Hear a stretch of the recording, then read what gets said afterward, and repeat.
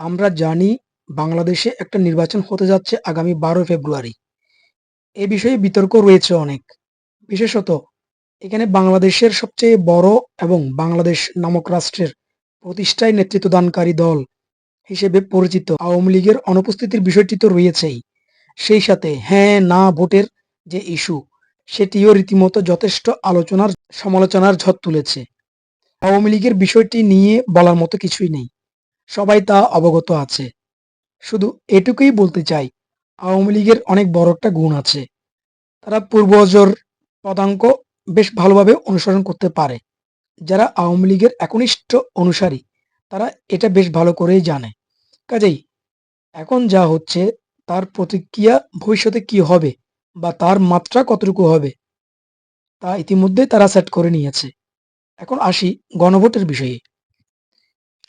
আমার মনে হয় বাংলাদেশ পূর্বের মতো আরও একটি ষড়যন্ত্রের ফাঁদে পড়তে যাচ্ছে। এটা ঠিক ভবিষ্যৎ আমরা দেখতে পাই না। তবে কিছু লক্ষণ দেখে আগাম ধারণা তো করাই যায়। আমরা যা নমুনা গত ১.৫ বছরেরও অধিক সময় ধরে দেখে আসছি, তাতে এই ধারণা করা খুব বেশি বাহুল্যপূর্ণ বলে মনে হয় না। ইন্টারিম গভর্নমেন্ট হ্যাঁ ভোটের পক্ষে প্রচারণা চালাচ্ছে রাত-দিন। তারা অনেক সুন্দর ও ভালো, ভালো কথা বলছে। যেমন দুবারের বেশি কেউ প্রধানমন্ত্রী হতে পারবেন না। কোনো পরিস্থিতিতে ইন্টারনেট বন্ধ করা যাবে না, ইত্যাদি আরো অনেক কিছু। শুনতে বেশ ভালোই লাগে। কিন্তু প্রশ্ন হলো, হ্যাঁ বা না উভয়েরই তো লিখিত প্রস্তাবনা রয়েছে। জনগণ নিশ্চয়ই তাদের নিজস্ব চিন্তাভাবনার প্রয়োগ সাপেক্ষে গোপন সিদ্ধান্ত জানাবে। তো নাগরিকদের নিজেদের বিষয়, তারা কি সিদ্ধান্ত নেবে।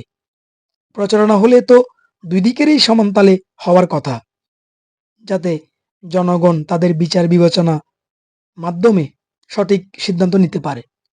তাহলে ইন্টারিম কেন শুধুমাত্র হ্যাঁর পক্ষে প্রচারণা চালাচ্ছে? বিষয়টি অবশ্যই ভাবনার, নয় কি? এখানে কি তাদের কোনো মেটিকুলাস পরিকল্পনা রয়েছে, যা আমজনতার অজ্ঞাতসারে রচিত হচ্ছে? যেরকমটা করা হয়েছিল ২৪-এর ৫ই আগস্টে, যেভাবে অতি কৌশলে ধারাবাহিকভাবে সাধারণ মানুষকে ভুল বুঝিয়ে তাদের আবেগকে ব্যবহার করে অনেক আশা আকাঙ্ক্ষার মূলে ঝুলিয়ে তৎকালীন সরকার বিরোধী আন্দোলনে রাস্তায় নামতে প্রলুব্ধ করেছিল, এবং গত ১.৫ বছরে সেই ষড়যন্ত্রের ভয়াবহ পরিণাম যে কি দুর্বিষহ, তা সাধারণ মানুষের অন্তরের হাহাকারেই বলে দেয়।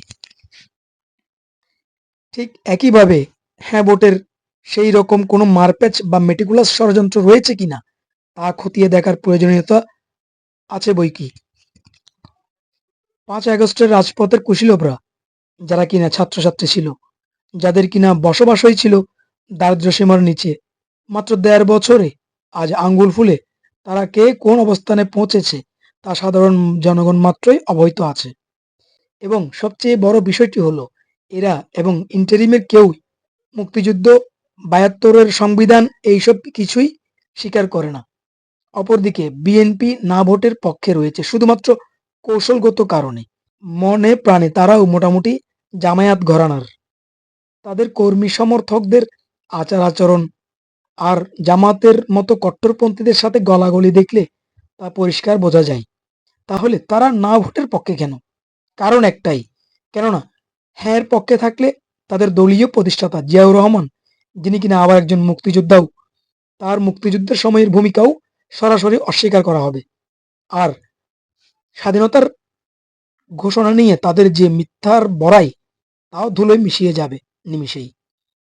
জামাত সহ অনেকেই বলে নৌকা আর ধানের শীষ ২ সাপের এক বিষ। কিন্তু সত্যটা হলো দাঁড়িপাল্লা আর ধানের শীষ ২ সাপেরই এক বিষ। এখানে কেবল সূক্ষ্ম পার্থক্যটা জিইয়ে রেখেছে বিএনপি, যাতে বাংলাদেশ ও মুক্তিযুদ্ধের প্রশ্নে জিয়াউর রহমানকে মহাপুরুষ হিসেবে শেখ মুজিবের জায়গায় প্রতিস্থাপন করে ইগোর খেলায় টিকে থাকা আর যেনতেনভাবে ক্ষমতা কুক্ষিগত করা। যদি মুক্তিযুদ্ধে স্বাধীনতা ঘোষণার ইস্যু না থাকতো, তবে বিএনপি বলে বাংলাদেশে কোনো রাজনৈতিক দল থাকতো না। কবেই জামায়াতের সাথে বিলীন হয়ে যেত। যাই হোক, বাংলাদেশে শুভ বুদ্ধিসম্পন্ন মানুষের আকাল দেখা দিয়েছে ইদানিং। তারপরও যারা অতি সাধারণ, কোনো রাজনীতির মারপ্যাচের মধ্যে নেই এবং কিছুটা বোধবুদ্ধি সম্পন্ন, তাদের উদ্দেশ্যে বলছি, যেন তারা তথাকথিত সংস্কার বা নতুন বন্দোবস্তের নামে আর কোনো মেটিকুলাস ষড়যন্ত্রের ফাঁদে পা না দেয়। আপনারা হলেন এখন কুমড়ো, আর ভোট হলো দাও বা বটি। যেদিকেই চাপ লাগুক না কেন, ক্ষতি কুমড়োর, মানে আপনার। তাই সাবধান।